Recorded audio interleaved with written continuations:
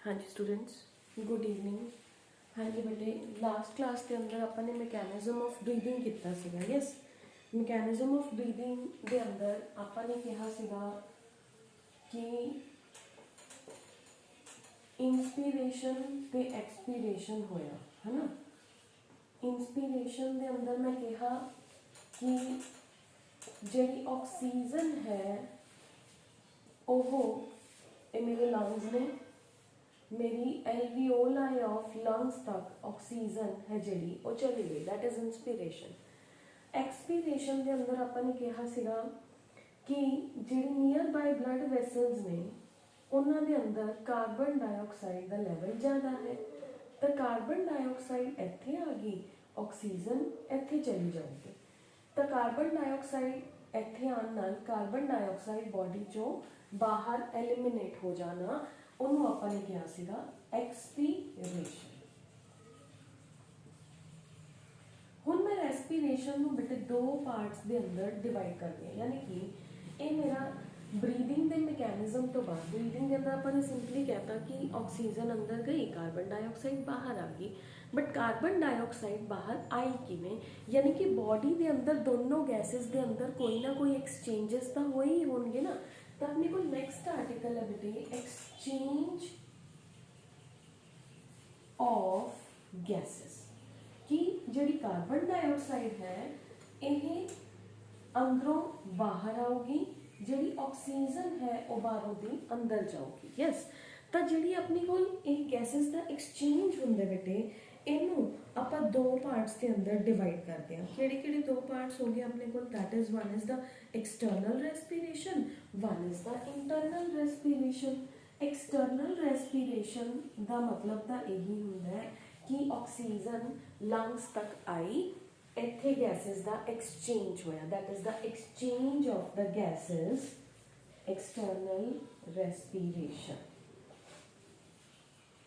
That means exchange of the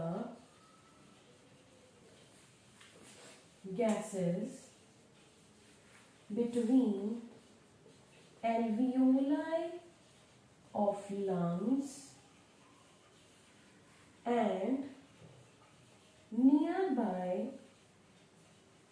blood vessels। ठीक है, जो लंग्स के नेड़े ब्लड वैसल्स ने वो ते एल्वियोलाई दे अंदर गैसेस का एक्सचेंज होना, वो प्राइमरी लैवल पे उन्होंने आप कहने एक्सटर्नल रेस्पिरेशन। क्लियर, हुण ब्लड वैसल्स उस ऑक्सीजन नूं बॉडी के अंदर लै जाती है, तो सारे बॉडी के पार्ट्स वेट कर रहे हैं कि ऑक्सीजन आऊगी, असी अपना प्रोसैस करांगे, असी ATP जनरेट करांगे, क्योंकि ग्लूकोज है जिहड़ा उहदा मेन काम की है एनर्जी जनरेट करना। ग्लूकोज एनर्जी किवें जनरेट करता है, ग्लूकोज नूं कार्बन डाइऑक्साइड दे नाल ऑक्सीजन दे नाल कंबाइन करना पैंदा है, ताकि वह carbon dioxide water plus energy है जिहड़ी और रिलीज करे, जिन्हों आप ऑक्सीडेशन रिएक्शन कहने, इन दी प्रेजेंस ऑफ ऑक्सीजन। यही तो यूज़ है ऑक्सीजन का कि ऑक्सीजन बॉडी के अंदर एनर्जी जनरेट कराने अपनी हेल्प कर दी। तो सारे के सारे सैल्स बॉडी के उस ऑक्सीजन की वेट कर रहे हैं जिहड़े कि ब्लड वैसल्स के अंदर आ गए। हुण बेटे वो ब्लड वैसल्स ने जिहड़ियां वो की करदियां ने, वो इंटरनल रेस्पिरेशन करदियां ने। इंटरनल रेस्पिरेशन का मतलब है कि जिहड़ियां ब्लड वैसल्स के अंदर ऑक्सीजन आ गया, वो उस ऑक्सीजन नूं बॉडी दे टिश्यूज, बॉडी दे ऑर्गनस, बॉडी दे सैल्स नूं डिलीवर करूगी। ठीक है, ओवरऑल आप कह दें कि टिश्यूज सैल्स नूं डिलीवर होना, सैल्स है जिहड़े वेट कर रहे हैं उस ऑक्सीजन लई, that is called as the internal respiration. Clear, हुण आपां इहनूं एक होर फ्लो फॉर्म बना के देखते हैं। फ्लो फॉर्म की कहते हैं ते आही सेम देखो, हुण ये मेरे लंग्स ने, ये मेरी एल्वियोलाई है, एल्वियोलाई के अंदर ऑक्सीजन प्रेजेंट है। Clear, near by blood vessels ने जिहड़ियां उन्होंने कार्बन डाइऑक्साइड दी, ऑक्सीजन पिक कर ली। ऑक्सीजनेटेड ब्लड है जिहड़ा वो मेरे हार्ट के कोल चला जाओ, that will move to the heart. ਇਹ ਹਾਰਟ ਦੇ ਕੋਲ ਗਿਆ, ਹਾਰਟ ਨੇ ਉਹਨੂੰ ਪੰਪ ਕੀਤਾ, ਹਾਰਟ ਨੇ ਉਹਨੂੰ ਕਿਹਨੂੰ ਦੇਤਾ, ਬੋਡੀ ਦੇ ਪਾਰਟਸ ਨੂੰ, ਬਲੱਡ ਵੈਸਲਸ ਦੇ ਥਰੂ ਬੋਡੀ ਪਾਰਟਸ ਦੇ ਕੋਲ ਉਹ ਆਕਸੀਜਨੇਟਿਡ ਬਲੱਡ ਹੈ ਜਿਹੜਾ ਉਹ ਚਲਾ ਗਿਆ। ਹੁਣ ਨੀਅਰ ਬਾਏ ਜਿਹੜੇ ਸੈਲਸ ਨੇ ਜੋ ਜੋ ਉਸ ਵੈਸਲ ਦੇ ਕੰਟੈਕਟ ਜਾਣਗੇ ਉਹ ਉਹਦੇ ਤੋਂ ਆਕਸੀਜਨ ਲੈ ਲੈਣਗੇ, ਉਹਨਾਂ ਨੂੰ blood vessels ਨੂੰ ਇੱਥੇ blood vessels ਲਿਖ ਲੈਣੇ, this is cell, this is the coming blood vessel, ठीक है। हार्ट तो blood vessel आ रही है, ਇਹ blood vessel ਦੇ ਕੋਲ ਆਕਸੀਜਨ ਹੈ, ਇਹ ਆਕਸੀਜਨ ਲੈ ਲੈਂਦੀ ਹੈ ਤੇ ਇਹ in turn ਇਹਨੂੰ ਕਾਰਬਨ ਡਾਈਆਕਸਾਈਡ ਦੇ ਦਿੰਦੀ ਹੈ। ਬਟ blood vessels ਦੇ ਅੰਦਰ ਐਸਾ ਕੀ ਹੈ ਕਿ ਉਹ ਕਾਰਬਨ ਡਾਈਆਕਸਾਈਡ ਨੂੰ ਪਿਕ ਕਰ ਲੈਂਦਾ ਤੇ ਆਕਸੀਜਨ ਦੇ ਦਿੰਦਾ। ਤਾਂ ਬੇਟੇ ਆਪਣਾ ਜਿਹੜਾ ਹਿਊਮਨ ਦਾ ਬਲੱਡ ਹੈ ਇਹਦੇ ਅੰਦਰ ਦੋ ਚੀਜ਼ਾਂ ਨੇ, one we have is the plasma, second we have is the blood cells, ठीक है। और जिन्हों आप कॉर्पसल्स कह दिंदे आ, ब्लड सैल्स ने जिहड़े आप लोअर क्लासेस भी करके आए हैं कि जिहड़े अपने रेड ब्लड सैल्स ने उन्हां दे कोल एक पिगमेंट प्रेजेंट हुंदा है जिन्हों रेस्पिरेटरी पिगमेंट कहते हैं, haemoglobin. This is I am trying to make is haemoglobin. Haemoglobin के अंदर बेटे 4 आयरन सेंटर्स प्रेजेंट होंगे, आयरन Fe, 4 Fe के मॉलिक्यूल्स प्रेजेंट ने। हर Fe का मॉलिक्यूल है जिहड़ा वो एक ऑक्सीजन नू पिक कर सकता है, that can pick one molecule of oxygen, clear. तो haemoglobin can bind with the oxygen and इनकी टेंडेंसी है कि ये कार्बन डाइऑक्साइड के नाल भी बाइंड कर सकता है, it can bind with the carbon dioxide as well. ताही तो हीमोग्लोबिन ही है ना जिहड़ा ट्रांसपोर्टेशन के अंदर हेल्प करता है। देखो इसलिए बेटे जिन्ना ज़्यादा हीमोग्लोबिन अपने सैल्स के अंदर होगा, देखो बाकी पार्ट प्लाज्मा है, कुछ ऑक्सीजन डिजोल्व होके मान लो टोटल 100% है ऑक्सीजन एल्वियोलाई ऑफ लंग्स के अंदर, तो वो 3% क्योंकि उन्हें नियर बाय ब्लड वैसल है ये अंदर हीमोग्लोबिन ने ऑक्सीजन को कैरी करना है, तो वो अंदर प्लाज्मा भी तो प्रेजेंट है। तो कुछ अमाउंट जिन्होंने राउंड अबाउट 3% 100 चो मैं लिख दिनी हाँ कि वो प्लाज्मा के अंदर चला जाता है। 97% जी मेरी ऑक्सीजन है वो मेरे हीमोग्लोबिन के मॉलिक्यूल्स ने जिहड़े ओनू पिक कर लेंदे हैं, ठीक है। बट ਉਹਦੇ ਲਈ ਪਾਰਸ਼ਲ ਪ੍ਰੈਸ਼ਰ ਦਾ ਡਿਫਰੈਂਸ ਹੋਣਾ ਜ਼ਰੂਰੀ ਹੈ, ਕਲੀਅਰ। ਹੁਣ ਪਾਰਸ਼ਲ ਪ੍ਰੈਸ਼ਰ ਡਿਫਰੈਂਸ ਕੀ ਹੈ? ਪਾਰਸ਼ਲ ਪ੍ਰੈਸ਼ਰ ਡਿਫਰੈਂਸ ਸਮਝਣ ਲਈ ਬੇਟੇ ਦੇਖੋ ਆਪਾਂ ਤੁਸੀਂ ਫਿਜ਼ਿਕਸ ਦੇ ਅੰਦਰ ਪੜ੍ਹਦੇ ਹੋ partial pressure of the gases, partial pressure of the gases increase हो गया तो percent saturation of the molecule increase हो गई। ਇਹਦਾ मतलब ਕੀ है, मेरे कोल बच्चे एक कंटेनर है ਉਹਦੇ अंदर हीमोग्लोबिन प्रेजेंट है, मेरी बॉडी कंटेनर है, ਇਹਦੇ ਕੋਲ haemoglobin haemoglobin haemoglobin haemoglobin present है, ਇਹਦੇ ऊपर मैंने ऑक्सीजन ऑक्सीजन ऑक्सीजन छड़ दी। ये नियर बाय ब्लड वैसल है, ये मेरी एल्वियोलाई ऑफ लंग्स है, this is my alveoli of lungs, this is my nearby blood vessel, nearby blood vessel ਦੇ ਅੰਦਰ ਕੀ ਹੈ hemoglobin, nearby blood vessel ਇਹਦੇ ਅੰਦਰ ਹੁਣ ਪਾਰਸ਼ਲ ਪ੍ਰੈਸ਼ਰ ਕਿਵੇਂ ਸਮਝਾਂਗੇ? ਆਕਸੀਜਨ ਬਾਹਰੋਂ ਦੀ ਆਇਆ, ਯੈਸ, ਹੁਣ ਆਕਸੀਜਨ ਇੱਥੇ ਬਹੁਤ ਹੀ ਜ਼ਿਆਦਾ ਹੈ ਕਿ ਉਹਦਾ ਦਬਾਅ ਹੀਮੋਗਲੋबिन ਨੀਅਰ ਬਾਈ ਬਲੱਡ ਵੈਸਲ ਦੇ ਮੋਲੀਕਿਊਲਸ ਦੇ ਉੱਪਰ ਪੈਣਾ ਸਟਾਰਟ ਹੋ ਜਾਂਦਾ ਹੈ, क्योंकि वो प्लाज्मा के अंदर तक जी डिफ्यूज नहीं होगी सारी की सारी, ਉਹਦੀ टेंडेंसी इस मॉलिक्यूल के नाल है। मैं ये ऊपर एक पिस्टन लगा दा जो कि मेरी एल्वियोलाई का प्रैशर का काम कर रहा है, मैं ये प्रैस करूँगी तो हीमोग्लोबिन के जोड़े आयरन मॉलिक्यूल्स ने वो ऑक्सीजन को अपने नाल बाइंड कर लेंगे हैं।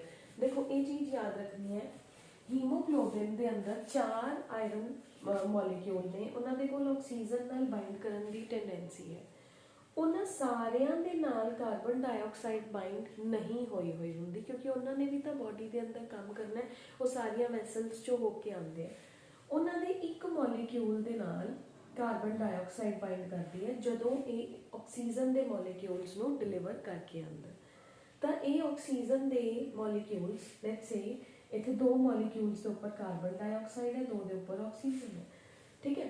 तो यही जो इतने आया तो कार्बन डाइऑक्साइड की concentration near by blood vessel के अंदर ज़्यादा है, एक डिफ्यूजन प्रैशर जनरेट होता है। डिफ्यूजन की होंगे बेटे, दैट इज एक चीज़ की diffusion simply the molecule will move from its higher concentration to its lower concentration। Carbon dioxide का concentration alveoli of lungs के अंदर घट है, ऑक्सीजन का concentration near bye blood vessel के अंदर घट है। क्लियर? तो इत्थे की होया, मैं इनू दबाया किवें, लंग्स के अंदर ऑक्सीजन जिहड़ा है वो नीयर बाय ब्लड वैसल के अंदर निकल गया। तो जिन्ने हीमोग्लोबिन के मॉलिक्यूल्स ने वो सारे दे सारे ऑक्सीजन नो पिक कर लेंगे। ठीक है, हीमोग्लोबिन के अंदर एक हीमोग्लोबिन का मॉलिक्यूल 4 ऑक्सीजन के मॉलिक्यूल्स के नाल बाइंड कर सकता है। तो बेटो सिंपली अपने को की होया, अगर आप सिंपल वे दे नाल समझना है, एक्सचेंज ऑफ गैसेस की है बेटे, एक्सचेंज ऑफ गैसेस जिहड़ा है that is what, exchange of gases दो तरह नाल हुंदा है। एक तो होंगे बेटे अपने को internal external respiration that is between the alveoli of lungs and near by blood vessel. एक होंगे बेटे internal that is near by blood vessel and the tissues of the body. जब एक्सटर्नल रेस्पिरेशन होया, when there was the external respiration, externally इथे तो अपनी alveoli of lungs के अंदर देयर इज द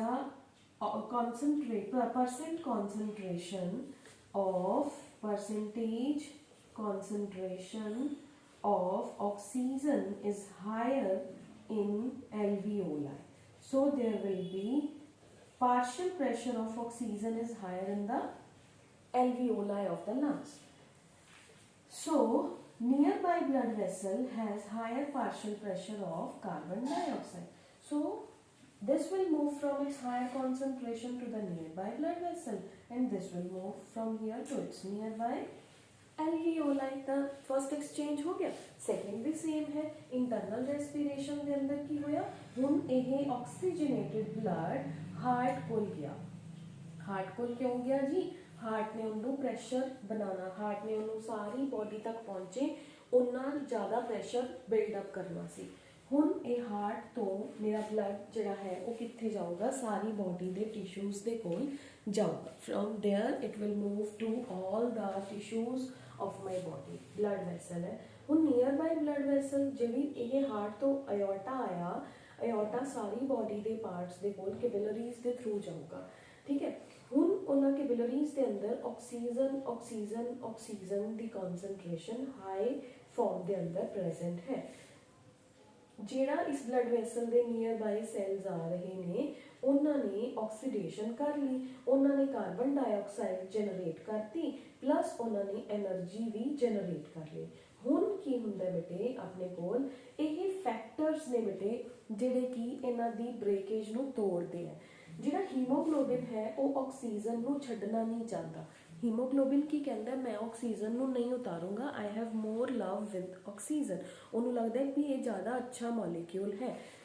तो हुन जिहड़ा नियर बाय सैल है, सारी बॉडी के अंदर ही सैल्स ने, ब्लड वैसल है जिहड़ी वो सैल सैल सैल हर सैल के कॉन्टैक्ट के अंदर आ रही है। ठीक है, तो ये अंदर की होया, इस सैल के अंदर what has happened in this cell is glucose आया, जो कि आप डाइजेस्टिव सिस्टम के अंदर कहा सीगा कि फूड है जिहड़ा ਉਹਦਾ फाइनल ब्रेकडाउन हो गया, ग्लूकोज बन गया। ग्लूकोज है जिहड़ा ਉਹਨੂੰ ऑक्सीजन चाहिए, ਉਹਦੇ ਕੋਲ ऑलरेडी ਜਿਹੜੀ ऑक्सीजन सी ਹੁਣ ऑलरेडी भी तो आऊगी ना। ये ऑक्सीजन ਇਹਦੇ ਨਾਲ ਜਿਹੜੀ ਪਹਿਲਾਂ ਦੀ ਪ੍ਰੈਜ਼ੈਂਟ ਹੈ ਉਹ ਪਹਿਲਾਂ ਵਾਲੀ ਕਿੱਥੋਂ ਆਈ, ਉਹ ਵੀ ਇੱਥੋਂ ਦੀ ਹੀ ਆਈ ਸੀ। ਜੇ ਇਹ ਕਨਸੈਪਟ ਸਮਝ ਆ ਗਿਆ ਤਾਂ ਇਹ ਪਤਾ ਚੱਲ ਜੂਗਾ ਵੀ ਆਕਸੀਜਨ ਪਹਿਲਾਂ ਕਿੱਥੋਂ ਸੀ।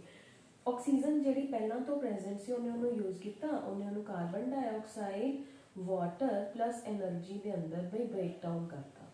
सैल गर्म है, हीट जनरेट कर रहा है।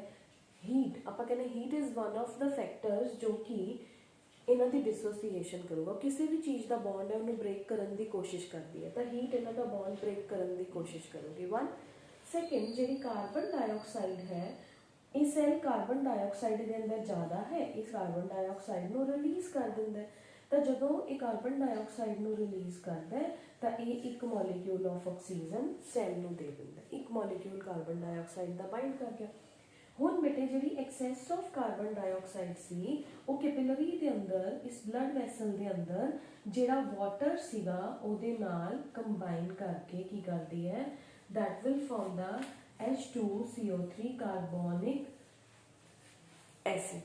ਇਹ ਕਾਰਬੋਨਿਕ ਐਸਿਡ ਕੀ ਕਰਦਾ ਬੇਟੇ, ਇਹ H ਪੋਜ਼ਿਟਿਵ ਆਇਨ ਤੇ CO3 ਆਇਨਸ ਦੇ ਅੰਦਰ ਬ੍ਰੇਕ ਹੋ ਜਾਂਦਾ। ਇਹ H ਪੋਜ਼ਿਟਿਵ ਆਇਨਸ ਇਹਨੂੰ ਜ਼ਿਆਦਾ ਐਸਿਡਿਕ ਕਰ ਦਿੰਦੇ ਆ ਬਲੱਡ ਨੂੰ।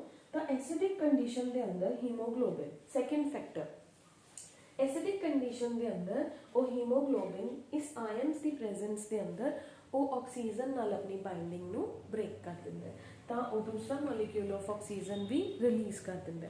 ਬਟ ਹੀਮੋਗਲੋबिन ਸਾਰੇ ਮੋਲੀਕਿਊਲਸ ਨੂੰ ਰਿਲੀਜ਼ ਨਹੀਂ ਕਰਦਾ, ਉਹ ਕੁਝ ਆਪਾਂ ਇਹ ਕਹਿ ਸਕਦੇ ਹਾਂ ਕਿ 4 ਆਊਟ ਆਫ ਚੋਂ ਉਹ 2 ਮੋਲੀਕਿਊਲਸ ਨੂੰ ਰਿਲੀਜ਼ ਕਰ ਦਿੰਦਾ ਹੈ, 2 ਮੋਲੀਕਿਊਲਸ ਉਹ ਵਾਪਸ ਲੈ ਕੇ ਆਉਂਦਾ ਹੈ। ਠੀਕ ਹੈ, ਤਾਂ ਦੈਟ ਇਜ਼, ਦੇਖੋ ਇਸ ਕਰਕੇ ਕਹਿੰਦੇ ਹੀਮੋਗਲੋबिन ਹੈ ਜਿਹੜਾ ਉਹ ਆਕਸੀਜਨ ਦੇ ਨਾਲ ਬਾਈਂਡ ਕਰਦਾ ਹੈ। ਜਿੰਨੀ ਕਿਸੇ ਦੀ ਬੋਡੀ ਦੇ ਅੰਦਰ ਹੀਮੋਗਲੋबिन ਦਾ ਲੈਵਲ ਘੱਟ ਹੋਊਗਾ ਉਨਾ ਹੀ ਉਹਦੀ ਬੋਡੀ ਦੇ ਅੰਦਰ ਆਕਸੀਜਨ ਬਾਈਂਡਿੰਗ ਕੈਪੈਸਿਟੀ, ਹੀਮੋਗਲੋबिन ਘੱਟ ਹੈ, ਆਕਸੀਜਨ ਬਾਈਂਡਿੰਗ ਕੈਪੈਸਿਟੀ ਹੈ ਜਿਹੜੀ, ਕਿਉਂਕਿ ਹੀਮੋਗਲੋबिन ਨਹੀਂ ਤਾਂ ਆਕਸੀਜਨ ਦੇ ਨਾਲ ਬਾਈਂਡ ਕਰਨਾ ਹੈ।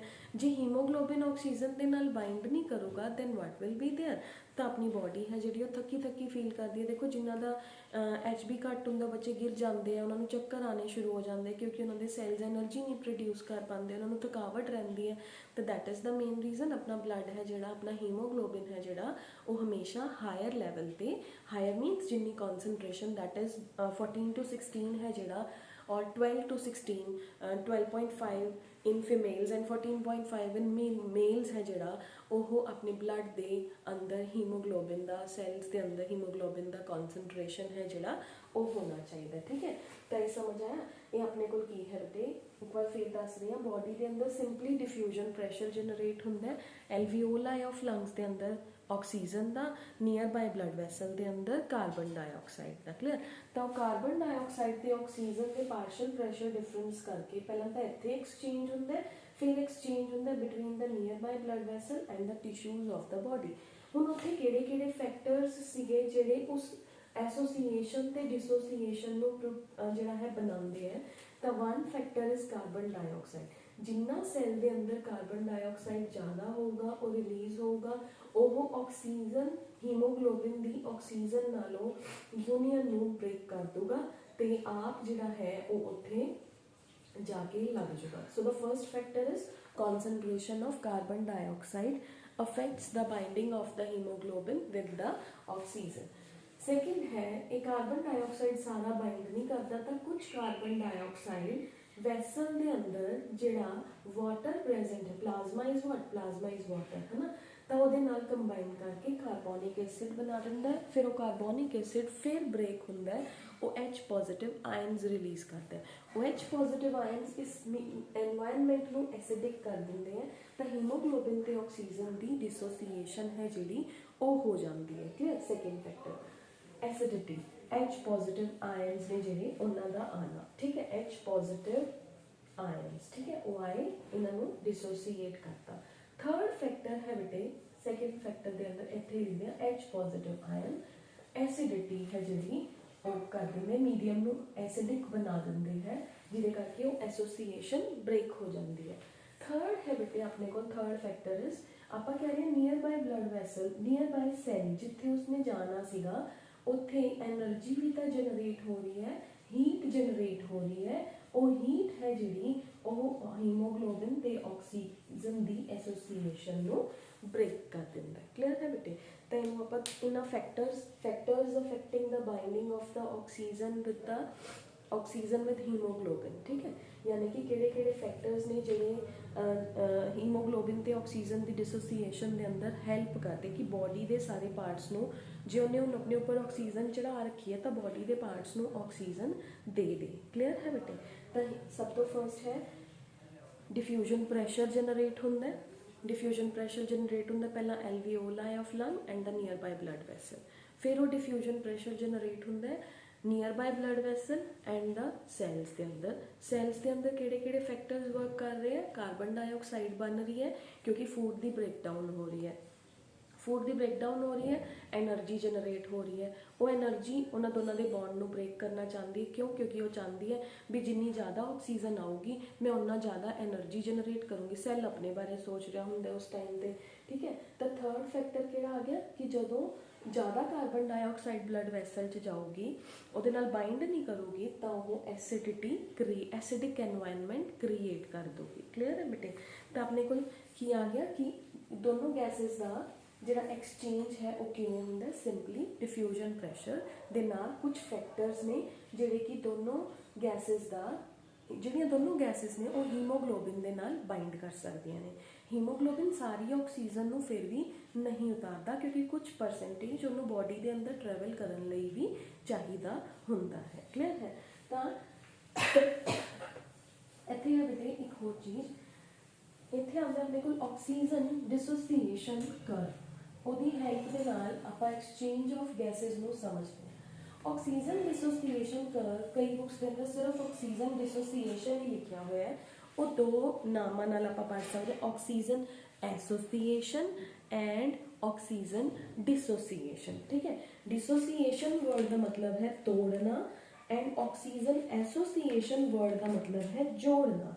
क्लियर? तो अपने कोल एक ग्राफ है, ग्राफ के अंदर किवें पढ़ते हैं बेटे आपां, that is the partial pressure. एक ग्राफ है मेरे को, this is partial pressure of oxygen। ठीक है, we have is the gaseous pressure of oxygen and second है बेटे the here अपने को y axis, this is y axis, this is x axis। ठीक है, the y axis पे मेरे को की present है, I have is the percentage saturation, percentage saturation का भी हीमोग्लोबिन के। ठीक है, तो सिग्मॉइड कर्व होंगी है बेटे, दिस इज सिग्मॉइड कर्व। इनू सिग्मॉइड कर्व क्यों कहते हैं? देखो जो इनिशियली आप इतों शुरू कर एल्वियोलाई के अंदर ऑक्सीजन आया तो इनिशियली हीमोग्लोबिन ਉਹਦੇ ਨਾਲ बॉन्ड नहीं बनाता, ਉਹਨੂੰ बॉन्ड बनाने ਲਈ टाइम लगता।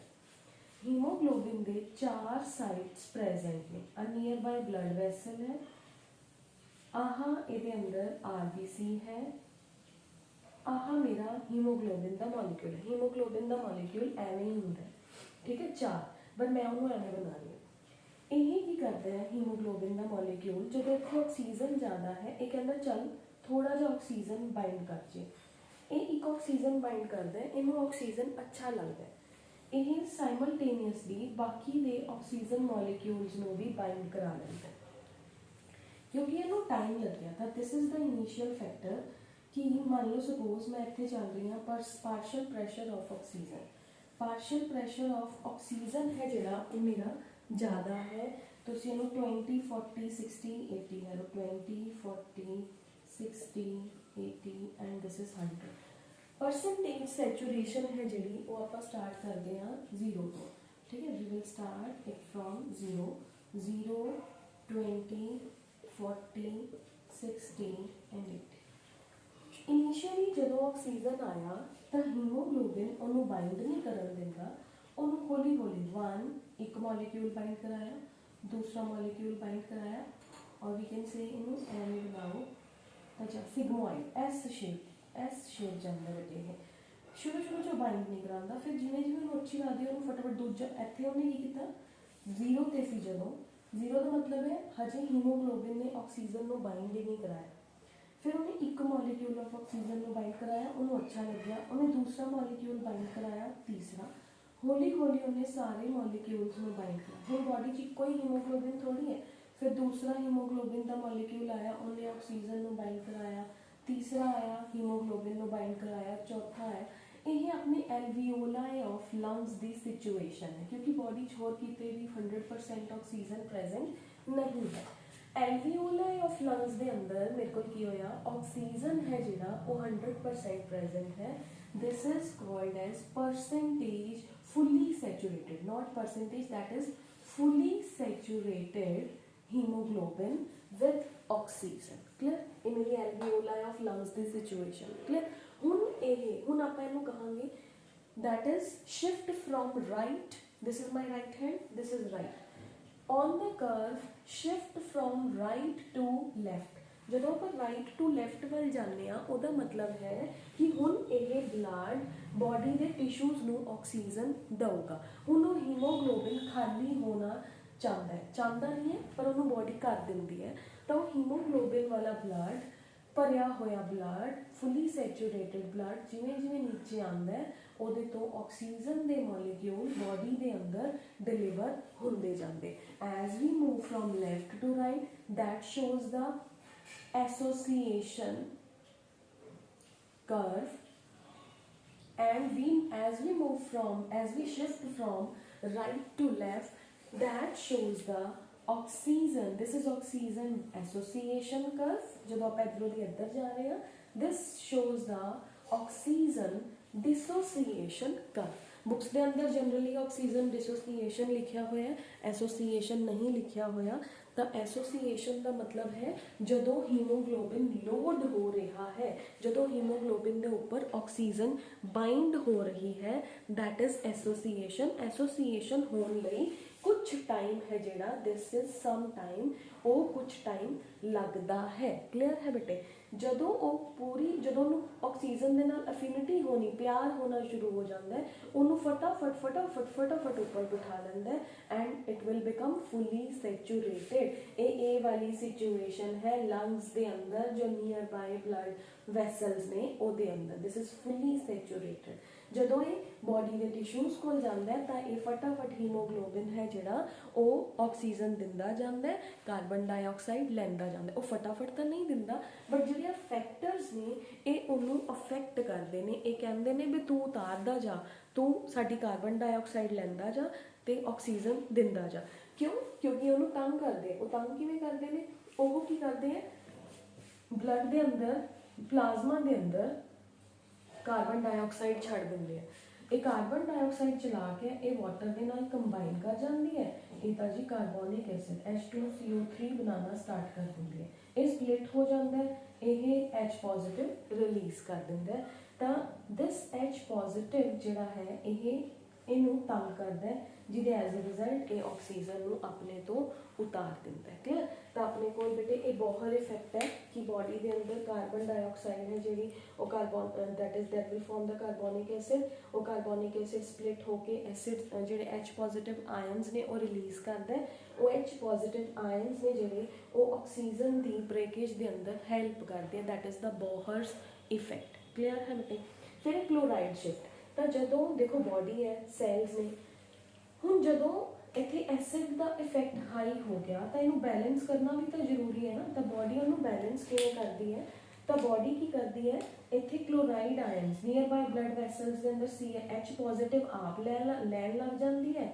ਜਦੋਂ ਆਕਸੀਜਨ ਉਤਰ ਗਈ H ਪੋਜ਼ਿਟਿਵ ਲੈਂਦੀ ਹੈ ਤੇ ਕਲੋਰਾਈਡ ਆਇਨਸ ਅੰਦਰ ਦੇ ਦਿੰਦੀ ਹੈ ਤਾਂ ਕਿ ਉਹ ਬੈਲੈਂਸ ਵੀ ਬਣਿਆ ਰਹੇ। ਉਹਨੂੰ ਕਹਿੰਦੇ ਆ chloride shift, that is non as chloride shift. ਤਾਂ ਤੁਹਾਨੂੰ ਮੈਂ ਦੋ ਚੀਜ਼ਾਂ ਦੱਸੀਆਂ ਆਪਣੇ ਕੋਲ ਇੱਥੇ ਬੇਟੇ, that is transport of the gases in the body. ਤਾਂ ਫਸਟ ਹੈ ਆਕਸੀਜਨ ਟਰਾਂਸਪੋਰਟੇਸ਼ਨ, ਜਿਹੜੀ ਹੀਮੋਗਲੋਬਿਨ ਹੈ ਉਹਦੇ ਕੋਲ 4 ਆਇਰਨ ਮੋਲੀਕਿਊਲਸ ਨੇ, ਉਹ 4 ਆਇਰਨ ਮੋਲੀਕਿਊਲਸ ਹੌਲੀ ਹੌਲੀ ਹੀ ਆਕਸੀਜਨ ਨੂੰ ਆਪਣੇ ਨਾਲ ਬਾਈਂਡ ਕਰਦੇ ਹੈ, ਆਕਸੀ ਹੀਮੋਗਲੋਬਿਨ ਬਣਾ ਦਿੰਦੇ ਹੈ। ਇਹ ਹੀਮੋਗਲੋਬਿਨ ਹੈ ਜਿਹੜਾ ਜਦੋਂ ਇਹ ਹਾਰਟ ਤੋਂ ਹੋ ਕੇ ਬੋਡੀ ਤੱਕ ਪਹੁੰਚਦਾ ਹੈ ਤਾਂ ਬੋਡੀ ਦੇ ਅੰਦਰ ਕਾਰਬਨ ਡਾਈਆਕਸਾਈਡ ਦਾ ਕੌਨਸਨਟ੍ਰੇਸ਼ਨ ਜ਼ਿਆਦਾ ਹੈ, ਤਾਂ ਉਹ ਕਾਰਬਨ ਡਾਈਆਕਸਾਈਡ ਜਿਹੜਾ ਹੈ ਉਹ ਆਕਸੀਜਨ ਨੂੰ ਉੱਥੋਂ ਦੀ ਉਤਾਰ ਦਿੰਦਾ ਹੈ। ਤਾਂ ਆਪਣੇ ਕੋਲ ਇੱਕ ਤਰ੍ਹਾਂ ਦੀ ਇੱਕ ਕਰਵ ਤਿਆਰ ਹੋ ਜਾਂਦੀ ਹੈ ਜਿਹਨੂੰ ਆਪਾਂ ਕਹਿੰਦੇ ਹਾਂ ਆਕਸੀਜਨ ਡਿਸੋਸੀਏਸ਼ਨ। ਪਹਿਲਾਂ ਹੋਇਆ ਆਕਸੀਜਨ ਐਸੋਸੀਏਸ਼ਨ, ਫਿਰ ਹੋਇਆ ਆਕਸੀਜਨ ਡਿਸੋਸੀਏਸ਼ਨ। ਕਿਹੜੇ ਕਿਹੜੇ ਫੈਕਟਰਸ ਨੇ ਜਿਹੜੇ ਇਹਨੂੰ ਅਫੈਕਟ ਕਰਦੇ ਆ? ਹਾਈਡਰੋਜਨ ਆਇਨ ਕੌਨਸਨਟ੍ਰੇਸ਼ਨ, ਕਾਰਬਨ ਡਾਈਆਕਸਾਈਡ है, थर्ड है हीट या टेम्परेचर, फोर्थ है थोड़ी बॉडी के अंदर RBCs की कॉन्सनट्रेशन कितनी है। जिन्ने ज़्यादा RBCs होंगे उन्नी ज़्यादा लोडिंग है जी होगी। ठीक है, as I told you earlier. तो अपने को बेटे एक तो इतने आ गया क्लोराइड शिफ्ट। तो क्लोराइड शिफ्ट की है जोड़ा अपने को H पॉजिटिव आयन्स ने एसिडिक एनवायरनमेंट में इनक्रीज किया, ਉਹਨੂੰ ਬੈਲੈਂਸ ਕਰਨ ਲਈ ਬੋਡੀ ਹੈ ਜਿਹੜੀ ਸੈਲਸ ਨੇ ਜਿਹੜੇ ਉਹ ਕਲੋਰਾਈਡ ਆਇਨਸ ਰਿਲੀਜ਼ ਕਰਦੇ ਆ ਤਾਂ ਕਿ ਬੋਡੀ ਦੇ ਅੰਦਰ ਇੱਕ ਬਫਰ ਸਿਚੁਏਸ਼ਨ ਹੈ ਜਿਹੜੀ ਉਹ ਕ੍ਰੀਏਟ ਹੋਈ ਰਹੇ। ਠੀਕ ਹੈ, ਤਾਂ ਦੈਟ ਇਜ਼ ਆਲਸੋ ਬੋਹਰ ਇਫੈਕਟ ਹੈ ਜਿਹੜਾ ਬੋਹਰ ਕਹਿੰਦਾ ਕਿ ਹਾਈਡਰੋਜਨ ਆਇਨਸ ਬਣਨਗੇ, फिर अपने कोल है बॉडी जिहड़ी है ਉਹਦੇ ਅੰਦਰ बॉडी कैन हैमबर्गर ਕਹਿੰਦਾ ਹੈ कि क्लोराइड आयन ਉਹਨੂੰ बैलेंस ਕਰਨ ਲਈ ਆਣਗੇ ਜਿਵੇਂ ਮੈਂ ਤੁਹਾਨੂੰ ਹੁਣੇ ਦੱਸਿਆ। फिर है बेटे हॉल्डेन इफेक्ट। हॉल्डेन की कहना है कि जी binding of oxygen with haemoglobin है, यानी कि हॉल्डेन ने सिंपली कहा कि जी डिफ्यूजन प्रैशर है वो ऑक्सीजन का ज़्यादा है तो कार्बन डाइऑक्साइड जी है वो ऑक्सीजन उतारूगी तो वो आप लग जूगी। ठीक है, तो हॉल्डेन इफेक्ट की कहना है, Haldane binding of oxygen with haemoglobin tends to displace the carbon dioxide from the blood. This phenomenon is called Haldane effect कि जदों ट्रांसपोर्टेशन हो गया उदों जिहड़ा कार्बोनिक एसिड बनिया सीगा वो वापस कार्बन डाइऑक्साइड ते वाटर दे अंदर स्प्लिट हो जाता है। ठीक है बेटे, तो वो जिहड़ी कार्बन डाइऑक्साइड है उन्होंने अगला मॉलिक्यूल ऑफ हीमोग्लोबिन आऊगा, उन्होंने पिक करूगा और फिर बॉडी के अंदर उसका डिस्ट्रीब्यूशन हो जाऊगा। क्लियर, तो this is very very very important article that is known as oxygen dissociation curve. पूरा नाम है ऑक्सीजन एसोसीएशन डिसोसीएशन कर्व। ठीक है, अगर आप नाल एसोसीएशन वर्ड याद रखांगे तो आपको याद रहूगा कि पहला हीमोग्लोबिन ऑक्सीजन के नाल बाइंड करता है, फिर उन्होंने बाइंडिंग ब्रेक होती है। किहड़े फैक्टर्स ब्रेक करते हैं बाइंडिंग में? कार्बन डाइऑक्साइड की कॉन्सनट्रेशन और हीट है जी, हाइड्रोजन आयन की कॉन्सनट्रेशन प्लस हीमोग्लोबिन की कॉन्सनट्रेशन। जो हीमोग्लोबिन ही घट है तो फिर वो ब्रेक ही नहीं करेंगे, फिर ऑक्सीजन ही नहीं रिलीज़ करेंगे। ठीक है, इस करके ही जोड़े बच्चों के अंदर हीमोग्लोबिन घट होंगे उन्होंने प्रॉब्लम आती है। तो इस तरह के आप एक ग्राफ की फॉर्म के अंदर इन्हों डिपिक्ट कर सकते हैं।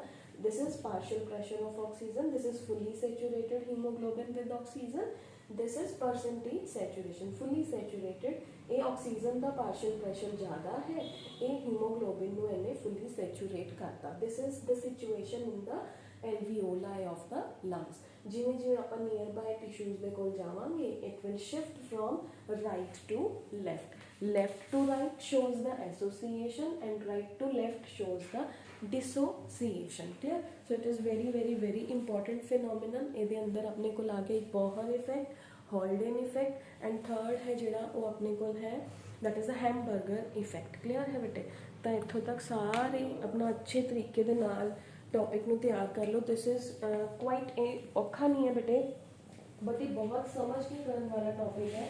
तो कई बच्चों को लगता भी बहुत सारा रिएक्शनस आ गया, कोई रिएक्शन नहीं है। और रिएक्शन जोड़ा है सिंपल रिएक्शन है, कार्बन डाइऑक्साइड वाटर के नाल कंबाइन हुई, कार्बोनिक एसिड बनया, हाइड्रोजन आयन रिलीज हो।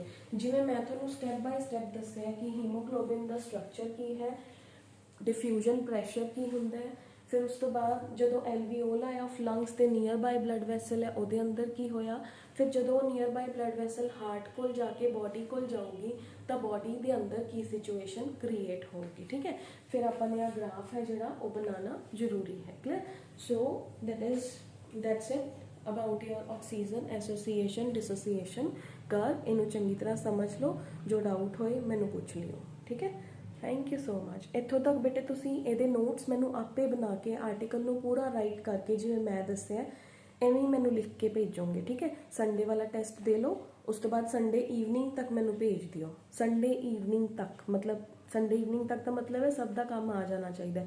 जोड़े बच्चे अपना काम नहीं कर रहे, ठीक है, वो बच्चे प्लीज़ अपना काम करके देना शुरू कर दो बेटे, नहीं तो मैं थोड़े घरे सब के घरे फ़ोन करूँगी। That will be very embarrassing for you ना, है ना। तो कुछ बच्चे ने जोड़े काम नहीं कर रहे, अपना काम करना स्टार्ट कर दो। ठीक है, थैंक यू सो मच।